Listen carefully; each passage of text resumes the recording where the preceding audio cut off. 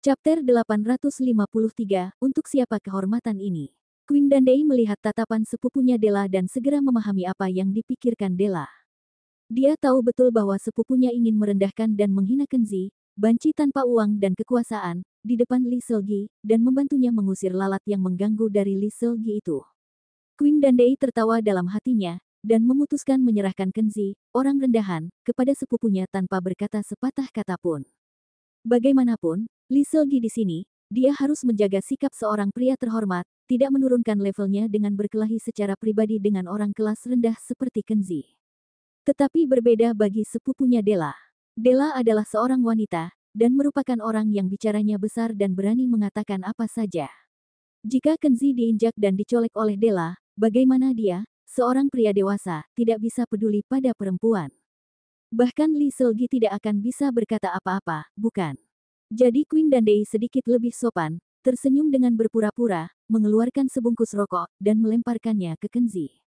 Dek Kenzi, ini pertama kalinya bertemu denganmu. Aku ingin memberimu hadiah pertemuan kecil. Sebenarnya, Queen Dandai tidak terlalu tua daripada Kenzi, tetapi dia memilih untuk menyebut Kenzi, Dek Kenzi, dengan wajah yang penuh kepura-puraan, seperti bos kaya. Kenzi tentu saja tidak peduli. Dia melirik rokok yang ditinggalkan di meja, tersenyum, dan berkata, Tuan Queen begitu repot. Pada saat ini, Della mulai bertindak. Dia tidak peduli, hanya mengambil sebungkus rokok, melihat kiri dan kanan, lalu menunjukkan ekspresi terkejut dan mulai berteriak. Wow, sepupu, kamu begitu bergaya. Paket rokok yang kamu berikan kepada Dek Kenzi seharusnya lebih sangat mahal. Ini rokok teratas Amerika Utara, kan? Ekspresi berlebihan Della seperti penggemar yang melihat bintang superstar, matanya dipenuhi kejutan dan iri saat melihat Queen Dandai. Queen Dandai merasa sangat bangga di hatinya, dia tersenyum ringan. Dia melambaikan tangannya dengan santai dan berkata, bukan apa-apa, ini hanya satu bungkus rokok senilai lebih dari $60. Ini tidak terlalu mengesankan. Pria kaya di Circleku sering merokok rokok terbaik yang harganya $600 per bungkus. Della bersikap berlebihan lagi dan berkata, Sepupu, orang biasa benar-benar tidak bisa memahami kehidupan bos besar sepertimu. Satu bungkus rokok bisa bernilai biaya hidup setahun bagi beberapa orang. Kemudian dia berpaling ke Kenzi, sengaja melebarkan matanya, dan berkata dengan serius. Dek Kenzi, kamu pasti belum pernah melihat rokok seharga ini, kan? Kamu tidak boleh merokok satu bungkus rokok yang sepupu berikan padamu. Kamu ini pengemis tanpa pekerjaan dan penghasilan, jadi hidupmu pasti menyedihkan. Dengan satu bungkus rokok ini, kamu pasti bisa mendapat sejumlah besar uang untuk biaya hidupmu. Kamu tidak boleh mengisapnya. Kamu harus menemukan toko tembakau yang baik dan menukarkan satu bungkus rokok ini dengan uang. Haha, sepupu, tolong jangan bilang begitu, Dek Kenzi ingin menghormati pemberianku. Queen Dandai sangat senang sehingga tidak bisa menahan tawa. Dia melihat Kenzi seperti melihat monyet yang mempermalukan dirinya sendiri, dan hatinya sangat senang. Namun, Della terlihat serius dan tidak setuju. Sepupu, salah kalau kamu berbicara seperti ini. Apa itu kehormatan? Itu adalah sesuatu yang hanya dimiliki oleh bos besar dengan status seperti kamu, dan Dek Kenzi tidak perlu begitu. Dia tidak punya status, tidak punya pekerjaan, dan tidak punya penghasilan. Sudah bagus bisa bertahan hidup. Apakah kamu ingin dia menderita demi kehormatan? Dia berpaling lagi ke Kenzi, matanya masih lebar terbuka, dan berkata dengan nada perhatian, Dek Kenzi, apakah menurutmu apa yang Sister Della katakan tadi masuk akal? Kehormatan, bisakah itu digunakan sebagai makanan? Dengarkanlah Sister Della, kamu ambil paket rokok ini untuk ditukar uang, Sister Della melakukannya untuk kebaikanmu sendiri. Sambil mengatakan itu, dia dengan cepat meletakkan sebungkus rokok kembali di depan Kenzi, lalu sengaja melihat Kenzi dengan provokasi. Pada saat ini, Li Selgi tidak bisa tahan lagi. Dia melihat perilaku Della Piu Piu yang dengan sengaja merendahkan Kenzi, dia marah secara diam-diam di hatinya. Tetapi yang memilukan adalah apa yang dikatakan Della Piu Piu adalah kenyataan. Kenzi memang pengemis tanpa pekerjaan dan penghasilan. Bahkan jika Li Selgi ingin membantah, dia tidak punya apa-apa untuk dikatakan. Dia tidak punya pilihan selain menahan ketidakbahagiaannya dan berkata dengan wajah yang memerah, Kenzi, tiba-tiba aku tidak ingin makan lagi, ikut denganku. Namun, Kenzi tetap tenang dan berkata dengan sangat tenang. Aku akan pergi setelah makan. Ini perjalanan yang langka ke sini. Aku ingin mencoba hidangan istimewa dari Bos Brian. Sejak dia datang ke Red Lantern, tentu saja dia harus bertemu dengan mantan sopir taksi sebelum pergi. Mengenai dua badut di meja makan, suatu saat dia pasti akan mempermalukan mereka. Ketika Lee Seolgi mendengar apa yang dikatakan Kenzi, dia tidak hanya terkejut, tetapi juga sangat kecewa. Apakah mungkin kekasihnya Kenzi adalah orang yang tidak punya pendirian seperti ini? Mengapa dia masih ingin tinggal untuk makan setelah dihina seperti ini? Apakah dia rela orang menganggap opanya sebagai pecundang yang miskin? Seperti Lee Seolgi, Queen Dandai dan Della Piu Piu juga agak terkejut. Mereka tidak mengharapkan bahwa Kenzi, seorang pengemis miskin dan banci yang tebal muka, ingin tinggal di sini untuk makan setelah dia dihina seperti itu. Ini benar-benar aneh.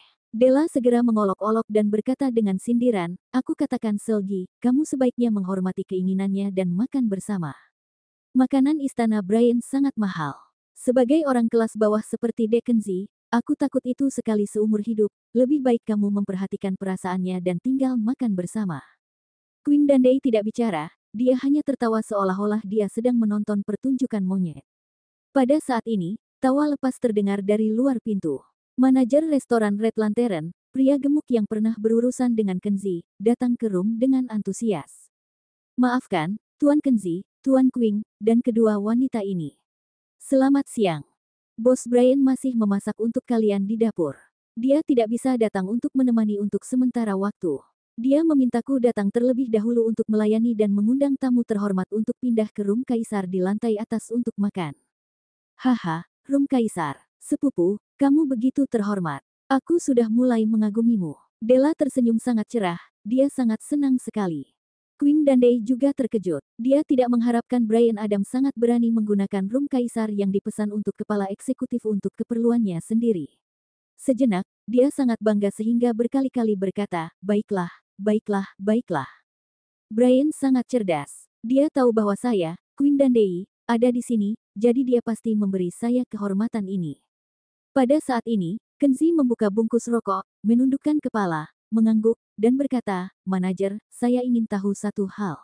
Apakah Brian mengundang kami makan di room Kaisar karena memberi wajah kepada Tuan Queen, atau karena melihat saya, Kenzi?" Chapter 854. Saya tidak terbiasa makan dengan orang bodoh. Ketika Kenzi mengucapkan kata-kata tersebut, semua orang tercengang, tidak yakin dengan maksudnya. Manajer memandang Queen Dandai dan merasa agak malu. Namun, dia tidak punya pilihan selain berbicara jujur.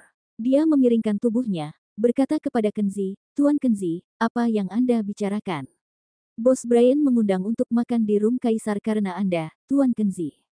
Bos Brian juga secara pribadi menyatakan bahwa Tuan Kenzi adalah tamu yang sangat terhormat yang bahkan tidak bisa diundang sembarangan.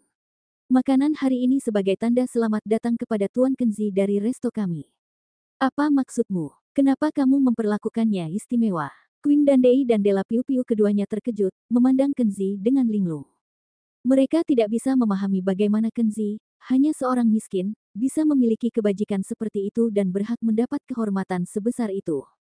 Lee Seolgi juga bingung, matanya yang indah penuh dengan rasa ingin tahu saat melihat Kenzi. Kenzi menatap manajer dan dengan santai berkata, "Baiklah, karena Brian Adam tertarik untuk mengundangku ke room Kaisar untuk makan, lakukan sesuatu untukku terlebih dahulu." Dia mengangguk kepada Della dan Queen Dandai, berkata, "Tolong antar Tuan Queen dan Nona Della keluar. Saya tidak terbiasa makan dengan dua orang bodoh."